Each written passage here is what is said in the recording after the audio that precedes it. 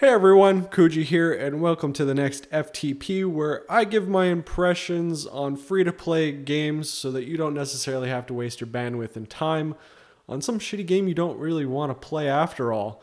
So today we're looking at Microvolts. It's a online third-person shooter, very cartoony in nature, but it's developed by a Korean-based company called SKI Media, and it was distributed by a Toronto company, Go Canada.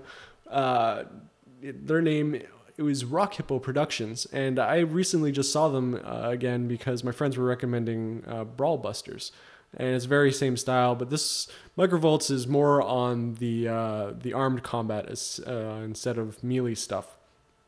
But both very cartoony, and essentially you're pretty much a action figure, and you're in real life sized environments. So in this one, you're in an office, which is kind of nuts, and you're running around on the desk around the computers and stuff. Like the other maps are pretty awesome as well. You'll see some footage of a boat, or you're sort of on this toy boat thing in the middle of a inflatable pool. It's kind of cool, but we'll get to it soon enough. So basically what you have to do when you first sign up is register and whatnot, sign in, and then you have to pick a server and a channel. And the channels, well, you don't really necessarily have to be on a specific server unless you're playing with friends, and then you all have to be on the same server and the same channel. But basically the channel, beginner channel, you have to be at least under level 5. The amateur have to be over level 8. So if you get stuck in between that one, while after leaving a channel, you're going to be in the open channels, which you end up going against every level where they just pick on the noobs.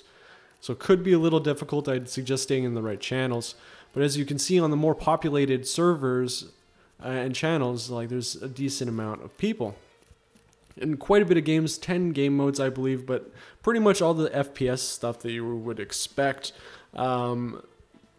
Yeah, there's nothing really new. They just kind of rename stuff. The zombie mode's a little interesting, but that's coming up.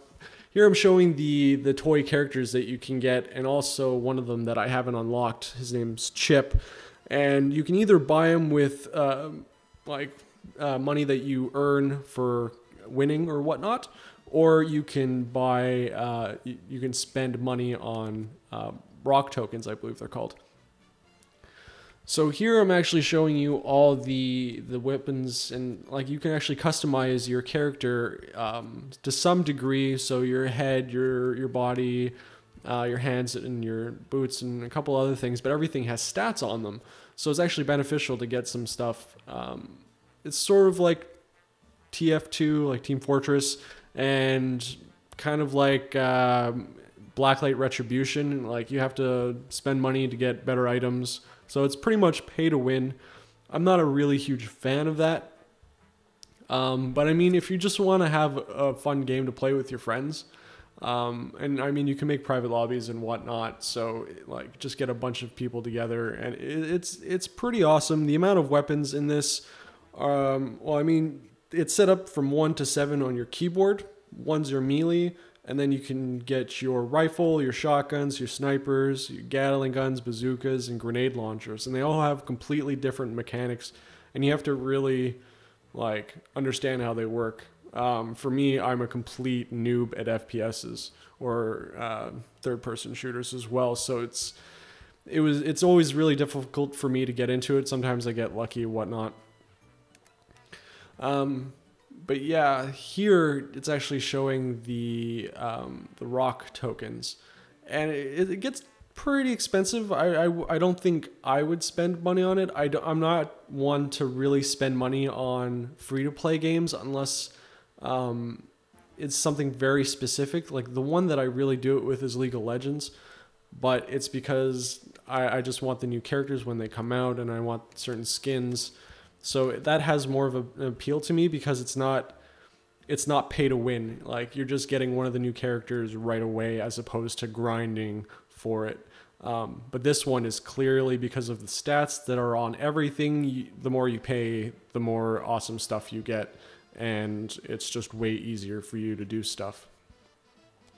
So That's kind of one of my flaws with the game. I don't really like that kind of microtransaction.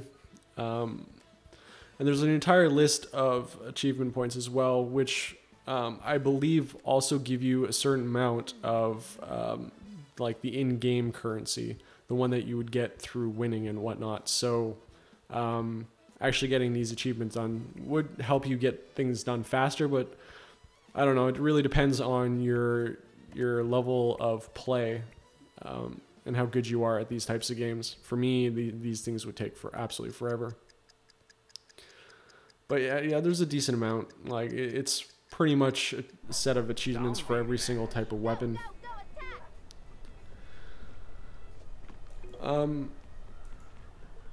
But yeah, so let's get into some footage. This is actually one of the this is a zombie mode actually. And for some reason, like you pretty much have to go and collect those bullet like items all over the ground, because you pretty much start off with only a little bit of your machine gun ammo and your melee weapon, and you have no ammo for anything else. And I didn't even realize that at first, so I run out of ammo pretty quick. Yeah, you have very limited ammo unless you don't. But essentially the idea of this mode is really just not get hit like that. So now I'm actually a zombie. So all it is they have only a melee weapon. And one thing to note actually in this game is that you can actually get a double jump. So double press spacebar. With your melee weapon, you'll be able to double jump. If you try to double jump with any other weapon, it won't let you. You have a single jump. So it's like pretty much you're always going to end up using your melee weapon to move around. Oh, I got on top of her head. You're going down. So fun to watch these things back. It's awesome. See what happens. Oh, she jumped down. Oh shit, that was sick. I don't even remember that happening, to be honest. But either way, like the game is pretty fun. All the other modes, like the short bit at the beginning was Arms Race, which is pretty much just gun game from Modern Warfare. Every time you kill somebody, you get the next weapon in the group, and if you get killed by a melee weapon, you rank down instead. So it's pretty much the exact same mode. There's an elimination, free-for-all, team deathmatch. What else was there? I mean, there's a decent amount, but it's pretty much the same kind of stuff that you would get in every other first-person shooter. So I don't know if that was community-driven or they just decided to put those things in because they were popular. Either way, like, I don't know. I would have liked to see a new mode, something that was particular to this environment. Like, I really think they could have done something interesting with it. And another big issue with me is that even though the maps are pretty awesome in design, like the fact that you're basically an action figure and like you're walking around in something we'd walk around, like, but basically sit in and take up the whole pool in this example. So like, and the other ones is like you're on top of this little table with a chessboard and you have to fight in between the chess pieces, and you saw before, the computer desk. And there's one where you're in a kid's room and you're playing in between all the toys where they built a castle out of blocks. Like, these maps are really awesome, and I love the artwork and the style of it. It's very well done. But the issue is that there's so much detail in them that it's very easy to wall hack and get into places that people don't know how to get into. And so many times when I was playing, and even while recording, people will get into those spots, and especially into like zombie mode, where like you have to get to somebody to be able to finish the entire map or the round.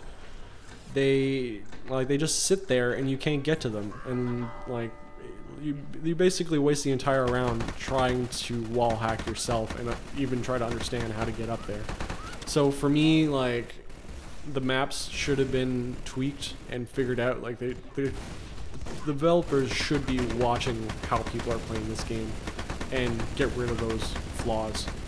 Like, it just ruins the maps so bad. And for me, I'd rather play with completely new players going into it, like not knowing the maps, not knowing whatever, just so that shit doesn't happen. Like, wall hacking is one of the biggest problems with this game. There was always at least 1 or 2 people that were constantly doing it, that were just prolonging the entire game, and it was annoying. But overall, huge fun factor. I enjoyed playing it. I was playing it with 2 friends last night, and it was just a lot of fun. Even though I'm really, really bad at first-person shooters or third-person shooters, I still just enjoyed it. And the game's really awesome. I just suggest you guys go and try it. I'll be putting a link in the description, but it's on Steam. Just look up Microvolts, and yeah, it's worth your time. It was definitely worth mine. I'm keeping it on my computer.